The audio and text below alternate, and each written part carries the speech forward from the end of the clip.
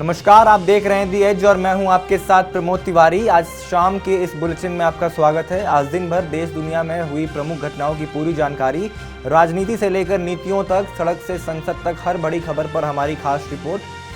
तो चलिए शुरू करते हैं आज के समाचार।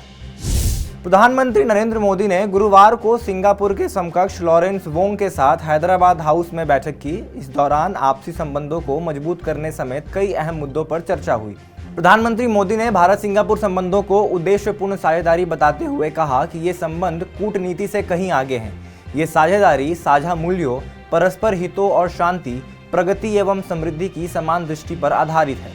दोनों देशों ने मिलकर समग्र रणनीतिक साझेदारी बनाई है, जिसमें हरित शिपिंग, कौशल विकास, नागरिक परमाणु एवं शहरी जल प्रबंधन जैसे क्षेत्रों में सहयोग को बढ़ावा दिया जाएगा।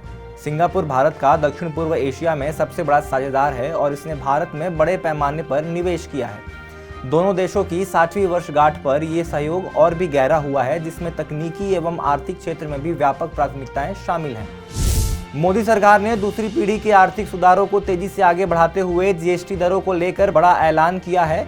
अब जीएसटी की केवल 2 दरें ही लागू होंगी। 5% और 18%, 12 और 28% वाले स्लैब को हटाने के प्रस्ताव को जीएसटी काउंसिल ने सर्वसम्मति से मंजूरी दे दी है। ये कदम महंगाई से जूझ रही जनता के लिए बड़ी राहत लेकर आएगा और अर्थव्यवस्था को नई रफ्तार देने का काम करेगा। ब्रेड और दूध से लेकर एसी और कार तक कई चीजें सस्ती हो जाएंगी। नई दरें 12 सितंबर से लागू होंगी, जो नवरात्र का पहला दिन होगा। प्रधानमंत्री नरेंद्र मोदी ने 15 अगस्त को लाल किले से ही कहा था कि इस बार देशवासियों को दोहरी दीपावली का अवसर मिलेगा। जीएसटी में इन सुधारों के बाद आम जरूरत की चीजें अब और सस्ती हो जाएंगी। बालों का तेल, साबुन और साइकिल पर जीएसटी घटाकर सिर्फ 5% कर दिया गया है, जबकि रोटी और परांठे पर अब कोई टैक्स नहीं लगेगा। जीवन रक्षक दवाओं पर भी जीएसटी शून्य कर दिया गया है। नई दरों के मुताबिक सभी प्रकार के टीवी, सीमेंट, तिपहिया वाहन और ऑटो उपकरण पर 18% जीएसटी लगेगा। वहीं हैंडीक्राफ्ट, मार्बल और ग्रेनाइट ब्लॉक पर कर घटाकर 5% कर दिया गया है। 350 सीसी तक की मोटरसाइकिल पर भी अब 18% ही टैक्स लगेगा। हालांकि विलासिता की वस्तुओं जैसे तंबाकू, सिगरेट, पान मसाला और लग्जरी कारों पर 40% कर वसूला जाएगा। वित्त मंत्री निर्मला सीतारमण ने बताया कि ये सिर्फ दरों का सरलीकरण नहीं बल्कि बड़ा संरचनात्मक सुधार है, जिससे जनता को फायदा होगा। भले ही सरकार को सालाना लगभग 47,700 करोड़ रुपए के राजस्व का नुकसान उठाना पड़े। वित्त मंत्री निर्मला सीतारमण द्वारा 3 सितंबर की देर रात की गई जीएसटी से जुड़ी अहम घोषणाओं का असर गुरुवार को शेयर बाजार में साफ दिखाई दिया। शुरुआती कारोबार में सेंसेक्स 888.96 अंक बड़ी छलांग लगाकर 81,456.67 के स्तर पर पहुंचा, जबकि निफ्टी 265.7 अंक की मजबूती के साथ 24,980.75 पर खुला। इसी समय विदेशी मुद्रा बाजार में भी रुपया डॉलर के मुकाबले 17 पैसे चढ़कर 87.85 पर पहुंच गया। जियोजित इन्वेस्टमेंट्स लिमिटेड के मुख्य निवेशक रणनीतिकार डॉक्टर वीके विजय कुमार ने कहा कि ये ऐतिहासिक जीएसटी सुधार उम्मीद से कई बेहतर साबित हुआ है और इससे विभिन्न क्षेत्रों को बड़ा लाभ मिला है।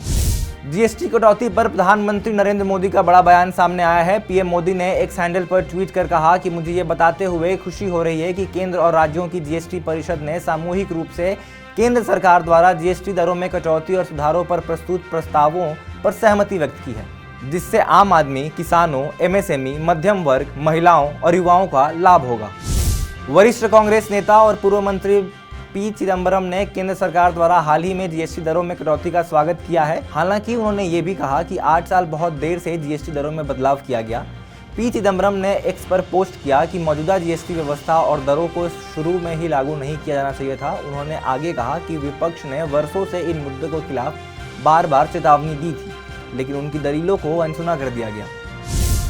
पूर्व भारतीय क्रिकेटर शिखर धवन को प्रवर्तन निदेशालय ईडी ने कथित अवैध ऑनलाइन बेटिंग ऐप से जुड़े धन शोधन मामले में पूछताछ के लिए तलब किया। ये मामला 1xBet नामक ऑनलाइन प्लेटफॉर्म से जुड़ा है, जो भारत में अवैध सट्टेबाजी के लिए इस्तेमाल हो रहा है। ईडी ये जांच कर रही है कि क्या धवन ने इस ऐप के प्रचार में अपनी छवि का उपयोग किया और इसके बदले कोई भुगतान प्राप्त किया। धवन ने बुधवार को ईडी कार्यालय पहुंचकर बयान दर्ज कराया। इससे पहले इसी मामले में पूर्व क्रिकेटर सुरेश रैना से भी पूछताछ की जा चुकी है। ईडी का मानना है कि ऐसे ऐप्स के जरिए करोड़ों रुपए की अवैध कमाई और धन शोधन किया जाता है। राजस्थान विधानसभा का मानसून सत्र इन दिनों बेहद गरमाया हुआ है। सरकार ने जहां 2 विधेयक ध्वनि मत से पारित कर लिए हैं, वहीं विपक्ष किसानों की समस्या को लेकर आक्रामक दिखाई दे रहा है। भारी बारिश और फसलों के नुकसान को लेकर विपक्ष ने विधानसभा गेट पर जोरदार प्रदर्शन और नारेबाजी की। नेता प्रतिपक्ष टीकाराम जूली ट्रैक्टर चलाकर पहुंचे, उनके साथ रफीक खान और अन्य विधायक भी थे। विपक्ष का आरोप है कि प्रभावित किसानों को अब तक राहत राशि नहीं मिली है और सरकार की खामोशी उसकी लापरवाही को दिखाती है। कृषि मंत्री शिवराज सिंह चौहान ने पंजाब में बाढ़ प्रभावित क्षेत्रों का दौरा किया। वीरवार को विधानसभा हल्का डेरा बाबा नानक के गांव धर्मकोट रंधावा में बाढ़ प्रभावित इलाके का दौरा करने पहुंचे शिवराज सिंह चौहान ने आश्वासन दिया कि केंद्र सरकार पंजाब की जनता के साथ है। इस दौरान उन्होंने दरिया के पानी से तबाह हुई फसलों का जायजा लिया और साथ ही वो गांव के गुरुद्वारा साहिब में भी नतमस्तक हुए। केंद्रीय मंत्री ने कहा कि आज पंजाब संकट में है और फसलें डूबी हुई हैं, इसीलिए उन्हें प्रधानमंत्री नरेंद्र मोदी ने स्थिति का जायजा लेने के लिए भेजा है। उन्होंने कहा कि संकट की इस घड़ी में केंद्र सरकार पंजाब की जनता के साथ खड़ी है। दिल्ली में इन दिनों यमुना नदी का जल स्तर तेजी से बढ़ रहा है। इस कारण दिल्ली में बाढ़ जैसे हालात बन रहे हैं। इसे लेकर मंत्री प्रवेश वर्मा ने कहा कि किसी को घबराने की जरूरत नहीं है, हालात नियंत्रण में हैं। दिल्ली के सिंचाई एवं बाढ़ नियंत्रण मंत्री प्रवेश वर्मा ने बुधवार को कहा कि दिल्ली सरकार ने पिछले 6 महीनों में यमुना नदी की जल वहन क्षमता बढ़ाने के लिए कई कदम उठाए हैं। ITO बैराज के निरीक्षण पर आए मंत्री ने लोगों को आश्वासन दिया कि यमुना नदी के बढ़ते जल स्तर को लेकर चिंतित होने या घबराने की कोई जरूरत नहीं है, क्योंकि स्थिति नियंत्रण में है। वर्मा ने प्रेस से कहा, पिछले 6 महीनों में नदी की जल वहन क्षमता बढ़ाने के लिए विभिन्न विभागों द्वारा कदम उठाए गए हैं। वर्तमान में स्थिति नियंत्रण में है और अगर जल स्तर 1 या 2 मीटर और बढ़ता है तो भी 2023 की तरह पानी दिल्ली की सड़कों पर नहीं आएगा। तमिलनाडु की सियासत में विधानसभा चुनाव से कुछ महीने पहले एक बड़ा उलटफेर हुआ है। टीटीवी दिनाकरन की अगुवाई वाली अम्मा मक्कल मुनेत्र कड़गम यानी AMMK ने बुधवार को भारतीय जनता पार्टी के नेतृत्व वाली राष्ट्रीय जनतांत्रिक गठबंधन से अलग होने का ऐलान कर दिया। दिनाकरन ने बीजेपी पर धोखा देने का इल्जाम लगाया और कहा कि उनकी पार्टी अब इस गठबंधन यानी कि NDA का हिस्सा नहीं रहेगी। बता दें कि AMMK ने 2024 के लोकसभा चुनाव में 2 सीटों पर चुनाव लड़ा था, लेकिन उसे कामयाबी नहीं मिली थी। बता दें कि अप्रैल 2026 के आसपास तमिलनाडु में विधानसभा चुनाव होने हैं। समाजवादी पार्टी के सुप्रीमो अखिलेश यादव ने भारतीय जनता पार्टी पर जमकर हमला बोला है। उन्होंने बीजेपी पर आरोप लगाते हुए कहा कि ये पार्टी अपने सहयोगियों के साथ भी वफादारी नहीं निभाती। ये बयान तब आया जब भारतीय जनता पार्टी की छात्र इकाई अखिल भारतीय विद्यार्थी परिषद के कार्यकर्ताओं ने सुहेलदेव भारतीय समाज पार्टी के नेता और योगी सरकार में कैबिनेट मंत्री ओम प्रकाश राजभर के लखनऊ स्थित घर के बाहर प्रदर्शन किया। राजभर ने ABVP कार्यकर्ताओं को गुंडा कह दिया था, जिसके बाद यह हंगामा शुरू हुआ। 4 सितंबर 2025 को NDA ने बिहार में 5 घंटों का बंद बुलाया, जिसका उद्देश्य प्रधानमंत्री मोदी की मां पर कांग्रेस के एक कार्यक्रम में हुई आपत्तिजनक टिप्पणी के खिलाफ विरोध जताना था। भाजपा महिला मोर्चा ने इस बंद का नेतृत्व किया और इसे शांतिपूर्ण तथा लोकतांत्रिक तरीके से मनाने का आह्वान किया। इस दौरान अस्पताल, एम्बुलेंस, पेट्रोल पंप जैसे आवश्यक सेवाएं खुली रहीं, जबकि स्कूल, कॉलेज, सरकारी कार्यालय और परिवहन अधिकतर बंद रहे। भाजपा नेताओं ने बंद को सार्वजनिक सम्मान की रक्षा बताते हुए इसे आवश्यक बताया, जबकि विपक्ष ने इसे चुनावी फायदे के लिए भावनाओं का दुरुपयोग करार दिया। ये बंद 2025 विधानसभा चुनाव से पहले बढ़ती राजनीतिक तनाव का भी परिचायक माना गया। रोहतास में पत्रकारों से बात करते हुए प्रशांत किशोर ने अपने चुनाव लड़ने के प्रश्न पर उत्तर दिया कि वो चुनाव लड़ेंगे या नहीं, इसकी अभी कोई औपचारिक घोषणा नहीं की गई है। प्रशांत किशोर ने कहा कि अगर चुनाव लड़ना होगा तो सिर्फ 2 ही विकल्प होंगे, या तो वो अपनी जन्मभूमि से चुनाव लड़ेंगे या फिर अपनी कर्मभूमि से। उन्होंने ये भी जोड़ा कि पार्टी बिहार के किसी भी स्थान से चुनाव लड़ने का निर्णय ले सकती है। प्रशांत किशोर ने कहा कि उनकी जन्मभूमि करगहर है और यदि वहां से वो चुनाव नहीं लड़ते तो राघोपुर से चुनाव लड़ेंगे। आपको बता दें कि राघोपुर तेजस्वी यादव की सीट है और फिलहाल वो पिछले 10 सालों से यहाँ के विधायक हैं। मध्य प्रदेश के मुख्यमंत्री डॉक्टर मोहन यादव ने धार जिले के बदनावर के पास प्रस्तावित प्रधानमंत्री मेगा एकीकृत वस्त्र क्षेत्र और परिधान PM मित्र पार्क को लेकर बड़ी घोषणा की है। ये पार्क लगभग 2000 एकड़ क्षेत्र में विकसित होगा और इससे लगभग 3 लाख लोगों को रोजगार मिलेगा, जिसमें से 1 लाख प्रत्यक्ष और 2 लाख अप्रत्यक्ष रोजगार होंगे। मुख्यमंत्री ने बताया कि ये परियोजना न केवल राज्य की अर्थव्यवस्था को मजबूती देगी, बल्कि आसपास के जिलों में रहने वाले लाखों लोगों के जीवन स्तर में भी सुधार लाएगी। उत्तराखंड के मुख्यमंत्री पुष्कर सिंह धामी ने सचिवालय में उच्च स्तरीय बैठक कर कानून व्यवस्था, सड़कों पर जनहित से जुड़े मुद्दों की समीक्षा की। उन्होंने अधिकारियों से कहा कि जनता को सुरक्षित, सुगम और पारदर्शी व्यवस्था देना सरकार की प्राथमिकता है। धामी ने निर्देश दिए कि कानून व्यवस्था बिगाड़ने वालों पर सख्त कार्रवाई हो, संवेदनशील स्थानों पर सीसीटीवी से निगरानी, सीमाओं पर सघन चेकिंग और रात्रिकालीन गश्त को और प्रभावी बनाया जाए। पंजाब के जलंधर में आम आदमी पार्टी के विधायक रमन अरोड़ा का जबरन वसूली के मामले में पुलिस ने गिरफ्तार कर कोर्ट में पेश किया। इससे एक दिन पहले ही उन्हें पंजाब हरियाणा हाई कोर्ट से भ्रष्टाचार मामले में जमानत मिली थी। विजिलेंस ब्यूरो ने उनके खिलाफ केस दर्ज किया था, जिसमें राहत मिलने के बाद रामा मंडी पुलिस ने उन्हें 30 अगस्त को दर्ज नई एफआईआर के आधार पर अरेस्ट किया।